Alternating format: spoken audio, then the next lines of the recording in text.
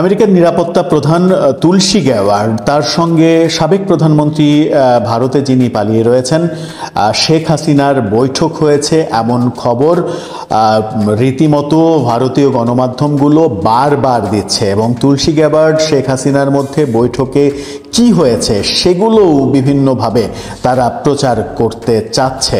তুলসী গ্যাওয়ার্ড শেখ হাসিনার দিকে হাত বাড়িয়ে দিয়েছেন, হ্যান্ডশেক করেছেন, তারা দুজনকে জড়িয়ে ধরেছেন। তুলসী গ্যাওয়ার্ড শেখ হাসিনাকে আশ্বস্ত করেছেন ট্রাম্প তার ব্যাপারে ভাবছে এই বলে। অজিত দোভাল ভারতীয় নিরাপত্তা উপদেষ্টা, তার সঙ্গে শেখ হাসিনার খুনসুটি হয়েছে, শেখ হাসিনার শারীরিক খোঁজ খবর নেওয়া হয়েছে, ওষুধ খাওয়ার ব্যাপারটা নিয়েও আলোচনা হয়েছে। এরকম ভারতীয় মিডিয়া যখন দিচ্ছে তখন আমরা দেখেছি আমেরিকার একটি বিখ্যাত গণমাধ্যম বাংলাদেশ সম্পর্কে রিপোর্ট করেছে। বাংলাদেশকে আফগানিস্তানের সঙ্গে এবং বাংলাদেশি সন্ত্রাসী জঙ্গিদের যে উত্থান সেটাকে বিন লাদেনের সঙ্গে তুলনা করে আমেরিকা সরকারকে সাবধান করা হয়েছে। এটা বাংলাদেশের জন্য ভয়াবহ একটা ব্যাপার। তুলসী গ্যাওয়ার্ড এবং শেখ হাসিনার মধ্যে সাক্ষাৎ হয়েছে, এই খবরটা বারবার ভারতীয় গণমাধ্যম দিচ্ছে এবং তাদের সাক্ষাতে কি কথা হয়েছে, কি ধরনের আলোচনা হয়েছে। তুলসী গ্যাওয়ার্ড শেখ হাসিনাকে আশ্বস্ত করেছেন, অজিত দোভালের সঙ্গে শেখ হাসিনার খুনসুটি হয়েছে, নানা রকমের খুঁটিনাটি খবরও ভারতীয় গণমাধ্যম দিচ্ছে। কিন্তু তুলসী গ্যাওয়ার্ড এবং শেখ হাসিনার সাক্ষাতের খবর যখন ভারতীয় গণমাধ্যম দিচ্ছে তখন যেটা একেবারেই নিরেট সত্য ঘটনা সেটা হচ্ছে আমেরিকার গণমাধ্যম ওয়াশিংটন এক্সামিনার যেটা বিশ্বের অন্যতম একটি গণমাধ্যম, সেখানে বাংলাদেশ সম্পর্কে একটি রিপোর্ট ছাপা হয়েছে। সেই রিপোর্টে বাংলাদেশকে সন্ত্রাসের জঙ্গিবাদের আখড়া হিসেবে উপস্থাপন করা হয়েছে এবং আফগানিস্তানের সঙ্গে তুলনা করা হয়েছে, বাংলাদেশের জঙ্গিবাদকে বিন লাদেনের সঙ্গে তুলনা করা হয়েছে এবং যুক্তরাষ্ট্রকে সাবধান করা হয়েছে। সেখানে বলা হয়েছে যেটা শিরোনামে সেখানে বলার চেষ্টা করা হয়েছে সেটা হচ্ছে is Bangladesh the next Afghanistan, অর্থাৎ বাংলাদেশ কি পরবর্তী আফগানিস্তান হতে চলেছে। এটা ভয়ঙ্কর একটা রিপোর্ট। এই রিপোর্ট বাংলাদেশের জন্য ভয়াবহ একটা বার্তা বয়ে আনতে পারে। এই রিপোর্ট বাংলাদেশের জন্য কোনোভাবেই সুখকর রিপোর্ট হতে পারে না। বাংলাদেশের মানুষ হিসেবে, বাংলাদেশের সাধারণ নাগরিক হিসেবে আমাদের উদ্বিগ্ন হওয়ার যথেষ্ট কারণ রয়েছে। সেই রিপোর্টে আমেরিকান এই গণমাধ্যম তারা বলতে চাচ্ছে সেটা হচ্ছে যে বাংলাদেশে সন্ত্রাসী কার্যক্রম, বাংলাদেশে জঙ্গিবাদের উত্থান, বাংলাদেশে সংখ্যালঘু নির্যাতন এমন পর্যায়ে চলে গেছে যেটা পরবর্তী আফগানিস্তান হতে চলেছে। এবং তারা একেবারে স্পেসিফিকভাবে ডোনাল্ড ট্রাম্পের সরকারকে যে মেসেজটা দিতে চেয়েছে সেই মেসেজটা হলো বিন লাদেন সম্পর্কে আমেরিকা বুঝতে দেরি করেছিল। অর্থাৎ বিন লাদেনের ক্ষমতা, বিন লাদেনের যে ব্যাপকতা সেটা বুঝতে পারেনি আমেরিকা। আর বুঝতে পারিনি বলে 2001 সালের 11ই সেপ্টেম্বর, যাকে আমরা 1/11 বলি, সেই 1/11-এ আমেরিকার টুইন টাওয়ারে হামলা করেছিল বিন লাদেন। সেখানে বিমান হামলার কথা আমরা জানি, কিভাবে সেই ভিডিও চিত্র বিশ্বব্যাপী ভাইরাল হয়েছিল। সেই ভিডিও চিত্র যে ভয়াবহতার, জঙ্গিবাদের যে ভয়াবহতার বার্তা দেয়, সেই ঘটনার সঙ্গে তুলনা করা হয়েছে বাংলাদেশের জঙ্গিবাদের উত্থানকে এবং বাংলাদেশের জঙ্গিবাদের উত্থানকে পরবর্তী আফগানিস্তান হিসেবে ট্রিট করা হয়েছে। সব থেকে ভয়াবহ ব্যাপার সেটা হচ্ছে যে বিন লাদেনের ব্যাপারটা আমেরিকা বুঝতে দেরি করেছিল বলে টুইন টাওয়ারে হামলা হয়েছে, যার ফলে আমেরিকা ক্ষতিগ্রস্ত হয়েছে। বাংলাদেশ সম্পর্কে যে বার্তাটা দেওয়া হয়েছে, বাংলাদেশ সম্পর্কে ট্রাম্প প্রশাসন যেন বুঝতে দেরি না করে, এই মেসেজটা ওয়াশিংটন এক্সামিনার দেওয়ার চেষ্টা করেছে। এর চাইতে বাজে খবর আমার মনে হয় গত 7 মাসে আমাদের দেশের জন্য আসেনি। বাংলাদেশকে আফগানিস্তানের সঙ্গে তুলনা করা, বাংলাদেশের জঙ্গিবাদের উত্থানকে বিন লাদেনের সঙ্গে তুলনা করা, আমেরিকাকে সাবধান করা যে আমেরিকা বড় ধরনের বিপদে পড়তে পারে যদি বাংলাদেশের এই জঙ্গিবাদের ব্যাপারে ব্যবস্থা না নেয়, সেটা আমাদের জন্য ভয়াবহ বার্তাই শুধু না, বাংলাদেশের স্বাধীনতা সার্বভৌমত্বের জন্য বড় ধরনের হুমকি। এখন এই মুহূর্তে সরকারের উচিত এই ব্যাপারটাকে ছেলে খেলা না করে এই ব্যাপারটাকে গুরুত্ব দিয়ে যে যে করণীয় করার সেই করণীয়গুলো তারা যেন করতে পারে, তাদের সেই করণীয়গুলো করা উচিত। এবং তাদের সেই করণীয়গুলো তারা যদি না করেন তাহলে আন্তর্জাতিকভাবে আমাদের বিরুদ্ধে যে প্রোপাগান্ডা, যে মেসেজগুলো তৈরি হচ্ছে সেগুলো আমাদের বিপক্ষে চলে যাবে, সেগুলো থেকে উত্তরণের পথ আমরা পাবো না। কদিন আগে প্রধান উপদেষ্টাকে বলতে শুনেছি যে বিগত সরকার, শেখ হাসিনা সরকার বাংলাদেশকে গাজার মতো ধ্বংসস্তূপে পরিণত করেছে। তিনি আবার পরক্ষণেই বলেছেন যে হয়তো বিল্ডিং ভাঙেনি কিন্তু নৈতিকতা ভেঙেছে। যদি নৈতিকতার প্রশ্নই আসে তাহলে আওয়ামী লীগ সরকারের শাসনামলের থেকে বর্তমান সরকারের শাসনামলের পার্থক্য কতটুকু করা যাচ্ছে সেই প্রশ্ন চতুর্দিকে উঠছে। আমাদের নৈতিক স্খলন কোথায় গিয়ে নেমেছে? ধর্ষণ কাণ্ড প্রতিনিয়ত ঘটছে, সারা দেশ থেকে ধর্ষণের খবর প্রতিনিয়ত আমাদের সামনে আসছে।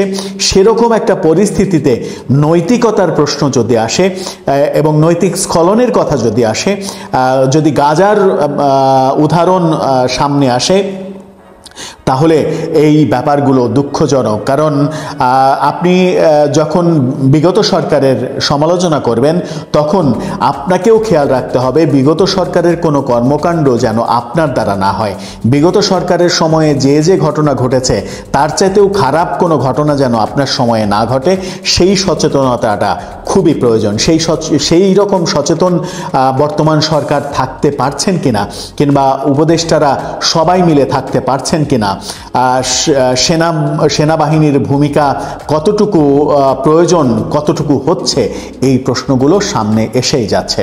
দর্শক, আপনার কি মনে হয় আমেরিকা থেকে যে সকল মেসেজ, বাজে মেসেজ আসতে শুরু করেছে সেই মেসেজগুলো আমাদেরকে কোথায় নিয়ে যাবে? এখনই কি আমাদের সচেতন হওয়ার সময় নয়, নাকি আরও দেরি হলে আমাদের বড় ধরনের ক্ষতি হয়ে যাবে? এই ভাবনাটা আমাদের এখনো ভাবতে ইচ্ছে করছে না। গত 2 দিন আগেও যুক্তরাষ্ট্রের জাতীয় গোয়েন্দা সংস্থার প্রধান তুলসী গ্যাবার্ড যে মন্তব্য করলেন সেটিকে নিয়ে রীতিমতো বাংলাদেশের মধ্যে তোলপাড় চলছে। সরকারের মধ্যে নানান ধরনের ক্রিয়া প্রতিক্রিয়া আমরা লক্ষ্য করতে পারছি। এবং ঠিক সেই সময়ে যুক্তরাষ্ট্রের ওয়াশিংটন এক্সামিনারে ভয়ঙ্কর একটি লেখা প্রকাশিত হয়েছে, যে লেখা ইঙ্গিত দিচ্ছে বাংলাদেশ খুব শীঘ্রই আফগানিস্তানে পরিণত হতে যাচ্ছে, এবং যে বিষয়টিকে খুবই গুরুত্বের সঙ্গে বিবেচনা করতে আহ্বান জানানো হয়েছে খোদ যুক্তরাষ্ট্রকে। খুবই ভয়াবহ একটি লেখা। দর্শক, ওয়াশিংটন এক্সামিনার হচ্ছে যুক্তরাষ্ট্রের অন্যতম একটি প্রভাবশালী গণমাধ্যম। সান ফ্রান্সিসকো এক্সামিনার গ্রুপের গণমাধ্যম, এটি ওয়ার্ল্ড র্যাঙ্কিং এর 20,000-এর মধ্যে রয়েছে। সারা বিশ্বের লাখো কোটি গণমাধ্যমের মধ্যে 20,000-এর মধ্যে থাকা কম কথা নয় নিশ্চয়ই। এবং লেখাটি লিখেছেন মাইকেল রুবিন। মাইকেল রুবিন হচ্ছেন, তিনি নিজেও যুক্তরাষ্ট্রের একজন খ্যাতনামা বিশ্লেষক এবং লেখক। তিনি আমেরিকান এন্টারপ্রাইজ ইনস্টিটিউটের সিনিয়র ফেলো, মধ্যপ্রাচ্য এবং সন্ত্রাসবাদ বিষয়ে যার দীর্ঘদিনের কাজ করার অভিজ্ঞতা রয়েছে। আমেরিকান এন্টারপ্রাইজ ইনস্টিটিউট সম্পর্কে বলতে গেলে বলতে হয় যে এটি অনেক প্রাচীন একটি সংস্থা। 1938 সালে এটি প্রতিষ্ঠিত হয়। এটি বিভিন্ন রাষ্ট্রের সরকার, অর্থনীতি, রাজনীতি এবং সমাজ কল্যাণ নিয়ে গবেষণা করে। একটি অলাভজনক প্রতিষ্ঠান। সেই প্রতিষ্ঠানে সিনিয়র ফেলো মাইকেল রুবিন। আমি লেখাটির গুরুত্ব বোঝাতে গিয়ে লেখক এবং বিভিন্ন প্রতিষ্ঠান, সংশ্লিষ্ট বিভিন্ন প্রতিষ্ঠান সম্পর্কে বললাম। এই লেখাটি আবার আমেরিকান এন্টারপ্রাইজ ইনস্টিটিউটের ওয়েবসাইটে প্রকাশিত হয়েছে। লেখাটির শিরোনাম হচ্ছে is Bangladesh the next Afghanistan. এই লেখাতে আফগানিস্তান প্রসঙ্গে এমনভাবে আনা হয়েছে যার শুরুতে বলা হচ্ছে যে 2001 সালে ওসামা বিন লাদেনের যে সন্ত্রাসী নেটওয়ার্ক, সেই সন্ত্রাসী নেটওয়ার্কের যে কার্যক্রম, কার্যবিধি, এগুলো বুঝতে আমেরিকা ব্যর্থ হয়েছিল, যার কারণে টুইন টাওয়ারে হামলার মতন বিষয়ে শিকার হতে হয়েছিল যুক্তরাষ্ট্রকে পে করতে হয়েছিল। এবং এটিকে কেন্দ্র করে যুক্তরাষ্ট্রের ডেমোক্র্যাট এবং রিপাবলিকানরা একে অপরকে দুষছিলেন। এ বলছেন যে তাদের কারণে অবস্থা হয়েছে, ও বলছে এদের কারণে অবস্থা হয়েছে। রিপাবলিকান ডেমোক্রেটটা কেউই তারা এর গুরুত্ব বুঝতে পারেনি, সেই কথা এখানে উল্লেখ করা হয়েছে। এবং 2000 সালে একইভাবে আফগানিস্তানে তালেবানদের উত্থানে যুক্তরাষ্ট্রের যে ভ্রান্ত নীতি ছিল, বিল ক্লিন্টন বিষয়টিকে কোনো গুরুত্বই দেয়নি, তিনি এটিকে আড়াল করতে চাইছিলেন, ইম্পর্টেন্সের বাইরে রেখেছিলেন, যার কারণে যুক্তরাষ্ট্রকে অনেকভাবে পরাজিত হতে হয়েছে আফগানিস্তানের বুকে। সেই বিষয়গুলো বিবেচনায় রেখে তিনি বাংলাদেশ প্রসঙ্গে এনেছেন, যেটিও আফগানিস্তানের রূপ নিতে যাচ্ছে। যুক্তরাষ্ট্রকে এ কারণেই খুবই গুরুত্বের সঙ্গে বিষয়টি বিবেচনায় নিতে হবে এবং প্রয়োজনীয় পদক্ষেপ গ্রহণ করতে হবে। যে কথাটি তুলসী গ্যাবার্ড উল্লেখ করেছেন যে বাংলাদেশে যা কিছু চলছে ইসলামিক খিলাফত রাষ্ট্র গঠনের নামে এবং সংখ্যালঘু নির্যাতন কে কেন্দ্র করে, সে বিষয়ে যুক্তরাষ্ট্র উদ্বিগ্ন। এবং এই কথা আমি আরেকটু বলে রাখি দর্শক, যে আমি এটি সবসময় বলি, সব সময় 2007 জানুয়ারি 2024 7 জানুয়ারি নির্বাচনের অনেক আগে থেকেও বলে আসছি, প্রসঙ্গক্রমে এই কথা বারবার বলেছি যে যুক্তরাষ্ট্র হোক, চীন হোক, ভারত হোক, তারা কেউই বাংলাদেশের কোনো ভালো চায় না নিজেদের স্বার্থের বাইরে থেকে। 2024 7 জানুয়ারি নির্বাচনের আগে তারা দাবি তুলেছিল বাংলাদেশে একটি অবাধ, সুষ্ঠু, নিরপেক্ষ নির্বাচনের প্রয়োজন রয়েছে এবং সেটিকে তারা ক্যাশ করেছিল। কেন? বাংলাদেশের মানুষ সেটা চাইছিল, সেটি অবশ্যম্ভাবী ছিল একটি গণতান্ত্রিক নির্বাচন। যুক্তরাষ্ট্র সেটিকে নিয়ে খেলেছিল। এখন আবার যুক্তরাষ্ট্র এই ইসলামী সন্ত্রাসবাদকে নিয়ে খেলবে। তারা তো খেলবে, আমরা অস্ত্র তুলে দিলে তারা খেলবে না। কিন্তু তারা যখন যেটিকে ক্যাশ করে সেটির কিন্তু বাস্তবতা অবশ্যই থাকে। এখন কি এই যে ইসলামী সন্ত্রাসবাদের কথা উল্লেখ করা হচ্ছে, এটির কোনো বাস্তবতা আমাদের দেশে নেই? মাইকেল রুবিন যা বলছে সে বিষয়ে যাই, তাহলেই বোঝা যাবে। মাইকেল রুবিন বলছেন যে 2024 সালের আগস্টে শেখ হাসিনাকে পদত্যাগে বাধ্য করার পরে দেশটির পরিস্থিতি ক্রমান্বয়ে আরো জটিল হয়ে উঠছে। তার পতনের পর দেশে ইসলামপন্থী গোষ্ঠীগুলো মাথাচাড়া দিয়ে উঠছে এবং হেফাজতে ইসলামের মতো সংগঠনগুলোর ছত্রছায়ায় কিফায়েতি মজলিস, আল্লাহর দল বা আহলে হাদিস আন্দোলন, এই সংগঠনগুলো এক হয়ে বাংলাদেশের খিলাফত রাষ্ট্র প্রতিষ্ঠার লক্ষ্যে কাজ করে যাচ্ছে এবং তাদের ঘোষণা বাংলাদেশ আফগানিস্তান হবে, আমরা হব তালেবান। এবং এই স্লোগান তো নতুন কিছু নয়, আরো 20-22 বছর আগে থেকে আমরা এই স্লোগান শুনে আসছি, আমরা সবাই তালেবান, বাংলা হবে আফগান। রুবিনের মতে যে বাংলাদেশ আজ আফগানিস্তানের 2000 সালের মতো অবস্থা রয়েছে। তিনি সতর্ক করে বলছেন, যেমনটি আল কায়েদার নেতা Osama bin Laden New York ও ওয়াশিংটনে সন্ত্রাস ছড়াতে পেরেছিলেন কারণ তৎকালীন মার্কিন প্রশাসন এটি প্রতিরোধে ব্যর্থ হয়েছিল, তেমনি বর্তমানে বাংলাদেশের পরিস্থিতির দিকে যুক্তরাষ্ট্রের নজর না থাকলে এটি সন্ত্রাসের একটি নতুন কেন্দ্রে পরিণত হবে।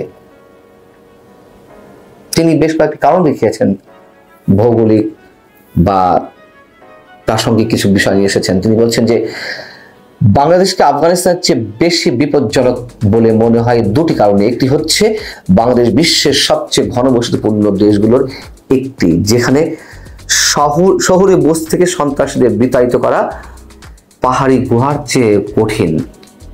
আর আফগানিস্তান স্থল বিস্তৃত হলেও বাংলাদেশের সমুদ্র পথ দিয়ে এখানে প্রবেশ করা, বিভিন্ন জঙ্গি গোষ্ঠীর সদস্যদের প্রবেশ করা খুবই সহজ।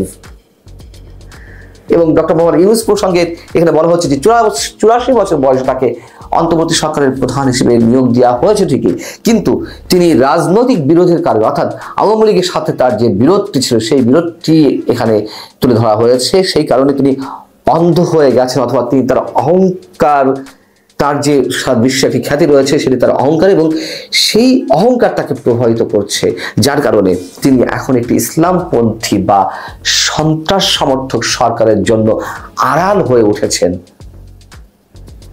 অনেকে মনে করছেন যে ডক্টর মোহাম্মদ ইউনূস তো এরকম না, বিশ্বে তার খ্যাতি রয়েছে, কিন্তু না, তিনি মাইকেল রবিন খুবই যুক্তিসঙ্গত হয়ে বলছেন, একদিকে তার সারা বিশ্বে তার খ্যাতি, এই যে তার অহংকার, এবং সেইটি এই যে সন্ত্রাসবাদী সংগঠনগুলি সরকার পরিচালনা করছে, অনেকের অভিযোগ, বা সরকারের কর্তৃত্ব প্রতিষ্ঠা করেছে, সেটির ঢাল হিসেবে তিনি কাজ করছেন। ঢাল মানে বিশ্ববাসীর সামনে যে না, আমি তো আছি এখানে। আরেকটি হচ্ছে আওয়ামী লীগের সঙ্গে তার যে বিরোধিতা, সেটির জন্য তিনি তাদেরকে আশ্রয় প্রশ্রয় দিচ্ছেন। এবং তিনি বলছেন যে দেশের বৃহত্তম ইসলামপন্থী দল জামাতে ইসলামী, যার পাকিস্তানি শাখা, সে দেশে অন্যতম কট্টরপন্থী দল। বাংলাদেশে এই জামাতে ইসলামী দ্রুত নিয়ন্ত্রণ প্রতিষ্ঠা করতে চায়।